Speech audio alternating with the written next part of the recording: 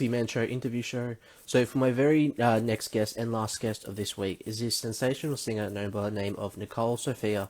So I'm about to add Nicole into the live now and have a chat with Nicole about her music. So yeah, let's add Nicole in and have a chat with Nicole. Hi.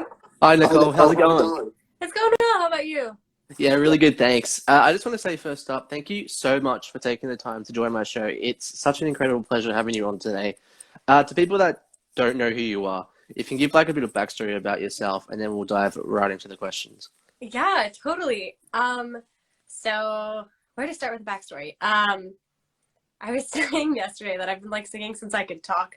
So I was the kid that apparently I knew all the obscure verses to nursery rhymes and things like that. So I've been doing music since before I knew. I don't come from a musical family, so I um it was a sort of coming out process to tell my family that I was an arts kid because they're a complete sports oriented family. So it was funny. And then it was kind of in middle school that I started really advocating to start officially learning music. So I joined up and I started doing musical theater and things like that, which was actually a lot of the ways that I started learning voice and vocal technique. And then I learned piano for a bit. I didn't have the attention span for it. And then I started learning guitar. Um, and yeah, I started playing guitar. I started with lessons. I actually got bored and hated theory, so I quit the lessons and started teaching myself. And then I actually went to college and started learning music theory officially, which is hilarious, but here we are. But yeah, music has always been a huge part of my life and my soul. So So we'll yeah. dive right into the questions now, Nicole. So for my very first question, so you have actually created an incredible original song about a person called Samantha. What was like the whole meaning behind this song, and like yeah, what's like why did you come up with the idea of Samantha? Yeah, for sure. So Samantha is actually the name that I have for my OCD. So I was diagnosed with OCD when I was 10. And I got the name SAM, which stands for Scan Alert Mechanism, from neuroscientist Dan Siegel. And then my godmom said, well, you should name your OCD so you have that voice in your head and it doesn't, to differentiate basically from it being me. And so I'd heard this name from Dan Siegel and I was like, oh, but Sam's a little too boyish. So the voice in my head became Samantha. And so Samantha, I wrote it as a letter to the obsessive compulsive voice in my head. I actually started writing it um, right when I was getting into a new relationship, and there were all these intrusive thoughts. And I was like, it's such a wonderful, exciting experience. Why are all these horrible, atrocious thoughts popping into my head? And so I sat down and I started writing the song. So on to our very next question. So you have also created a song called Pancakes. Incredible song, by the way. What was it like creating Pancakes, and what's the meaning behind Pancakes? So I created Pancakes based on my own awkwardness. I created it so I developed feelings for a female friend, and I didn't know A, what that meant about my own sexuality, B, what that meant for our relationship. But I knew that the feelings were there, and I knew that I was trying to figure out what they meant. So I was spending all this time dropping like random hints to my friends and being like, hey, I think I'm Pan, I think I'm this, but I never actually told the friend that I had feelings for her. So I was just dropping all these random hints, and it was Pancakes came about, really all of my songs came about from a really genuine place. Like Pancakes is this really happy, awkward, adorable queer anthem, but it wasn't I didn't sit out to go, I'm gonna write a queer anthem. I was like, I have all these feelings and I'm being super awkward and I don't know what to do with it, and I'm going to put it in this song. That's so cool. I love that. So on to our very next question. So you have also created an original song called The River. What was it like coming up with the idea of creating this one, and what's the meaning behind the river? So for the river, I actually took I was in a play, and I something I did when I was in plays is I would write songs from the perspective of the character that I was in. So I took a little bit of that character and started writing a song. And then I never really finished that song. And I picked it up like a year later, being like, wait, the stuff that I was writing about the character from the perspective of desire totally fits into my life. So The River is about navigating desire, sexual desire, especially in the realm of hookup culture. And I'm a very sex positive person, but hookup culture never really fit and felt right for me. And so The River is about kind of navigating what does it mean to be a young person who desires to embody and embrace sensuality, but doesn't fit quite into the current societal molds of how we view sex, or at least like I wrote it when I was in college. So like, especially in the realm of the college campus and the culture that I was in, it's like, what is that? How do I navigate this? So it's really at its essence about desire and identity and trying to figure out where you fit and how to navigate that. So on to our very next question. So you have also created a song called Small Talk. What was it like coming up with the idea of wanting to create this one? And what's the meaning behind Small Talk? So I wrote Small Talk because I realized coming out of the pandemic, when I started socializing with people again, I was like, I have like 15 stories that I tell that like I'm like, oh look, here's me on a platter. And it was really, I noticed that and I was like, oh, it's super uncomfortable to kind of give people this canned, refined version of myself. So I wrote Small Talk, navigating that, and like from that place of discomfort of like, wow, I'm really putting myself in this box, I'm making myself small in the stories that I'm telling in the way, and like I'm really clinging to these labels instead of just showing up authentically as myself. So Small Talk is really about navigating that experience. So on to our very next question. So what made you decide as a person, especially as an artist, to get into the whole singing process in the first place? I think I just did it. Like, it's something in my nature. I don't think I had, like, I think when I was older, especially like during the pandemic, I was like, oh, wow, this is what I need to do. Like, I was talking with my godmom, but she was like, Nicole, you've been writing songs since you were tiny. This has always been, like, there's a picture of me holding a guitar when I'm 5 years old. Like, my haircut's hilarious. I look like one of the Beatles, but like, there's, it's something that's always intrinsically been a part of me. And then during the pandemic, she said that, and I was like, you're completely correct. This is what I need to be doing. Because I was just sitting down, and that's what I was doing every day. I was showing up to write, and I was writing songs, and it was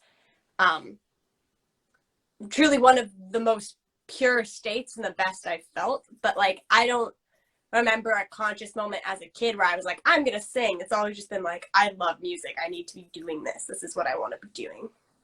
So on to our very next question. So what does performing music mean to you, like especially as an artist? Oh, it's the place where I feel happiest. Like, I feel most like myself when I'm on stage. There's something really pure about it. So I've been actually thinking about this question a lot, because as an artist and performer, I really feel like it's an act of service. So for me, the kind of artist I want to be is like, I get to be the person that gives someone a hug through their headphones. So whether that's a hug to celebrate a really amazing moment or a hug when you're crying at 3 a.m., I use music for both. And like, to be able to be there and have people feel seen and held, and really put words on human experiences, and put more than words, because right, music is more than words, despite the fact that I'm obviously a very lyrics heavy artist. But like, to be able to give people a voice and have them feel seen and heard and held through what I do is a privilege. And then for me, it's just like, it's my happy place. It's what I am meant to do, and I truly feel the most at home when I'm doing it. So on to our very next question. So if you could go anywhere on tour, like any country, any place, to take your music anywhere, where would you want to go to and why? So it's kind of a cop-out answer, but like literally anywhere that would have me. I really want to travel. I think there are obviously venues in the US where I'm like, I totally want to play there. Like, I know I'm going to get to play Madison Square Garden at some point, and I'm pumped for that. And things like that. Around the world, I've been really wanting to go to South America. And so I don't know actually enough about the music scene to say it there, but the places I want to travel, if music can take me there. But really anywhere and everywhere. Like I know people, one of the people that I grew up listening to, traveled around the world and did like service work through music and went to Africa and all these different places and went and did work supporting women specifically. And so I would love to do stuff like that too. So on to our next question. So if you could work with any top three music artists in the music industry, who would they be and why? Okay.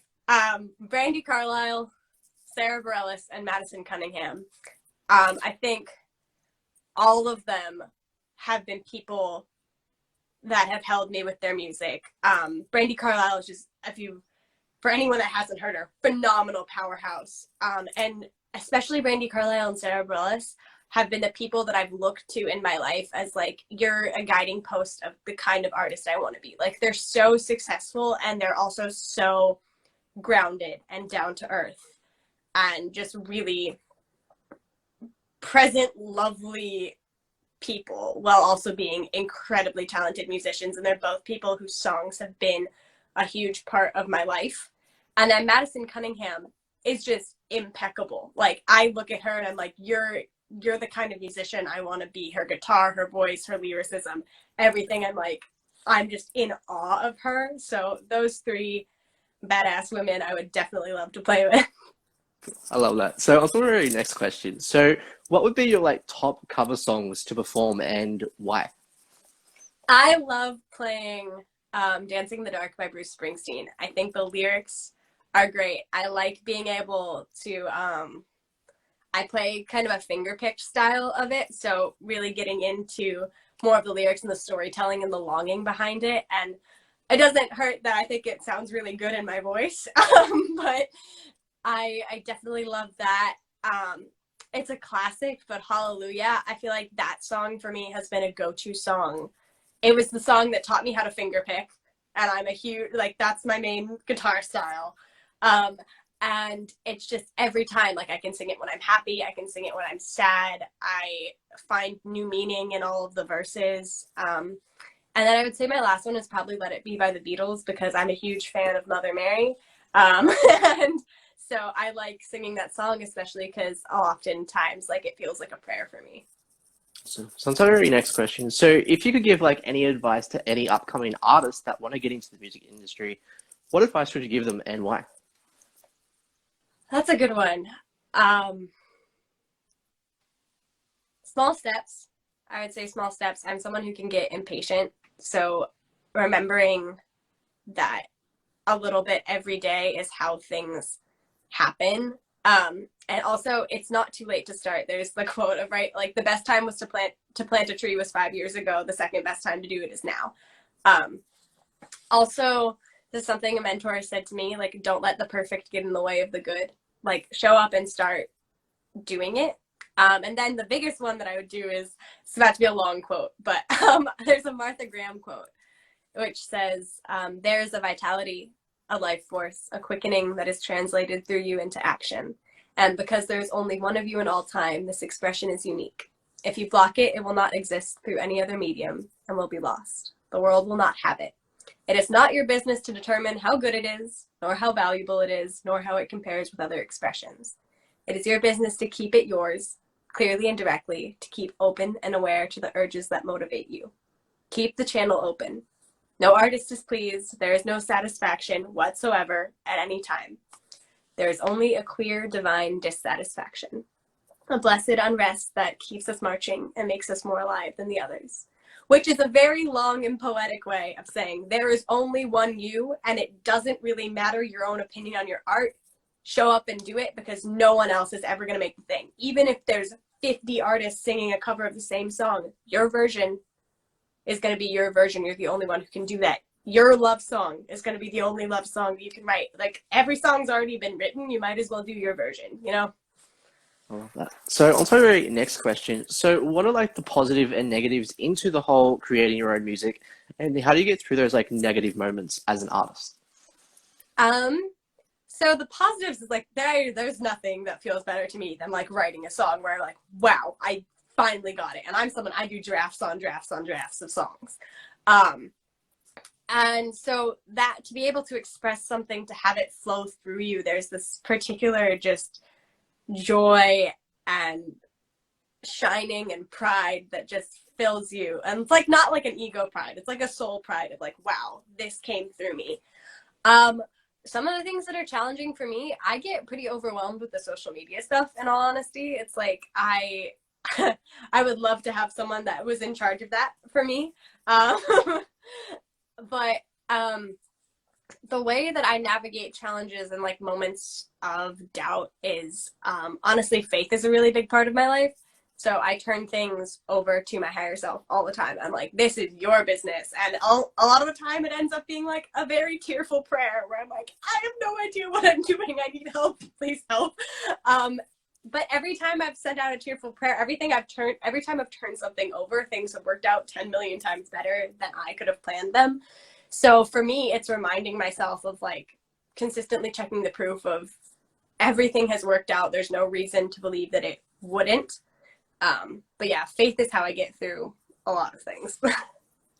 So that's our very last question. So what's like next for you, like goal wise? Any like music projects that you would like to announce on the show? So I am working on releasing singles from my debut EP. So are in the process of, we have the meat and potatoes recorded, and I'm going in and recording harmonies and, you know, adding a little ear candy into it. But I'm very excited for that. Also, I'm planning on gigging this summer. And then, yeah, I'm just pumped for that. I'm also planning to move to Nashville pretty soon. So that'll be fun. If anyone's in Nashville and wants to hit me up and play together, that would be super great. That's awesome. Well, I just want to say thank you so much, Nicole, again, for appearing on my show. It's been such an incredible pleasure having you on the show today. To people that don't know, everyone definitely go support Nicole and her incredible music. We need more amazing artists like Nicole. So definitely go check out her music. Yeah, do you have like any last final thoughts that you'd like to say to people on the show? Just thank you both to you and for people listening. And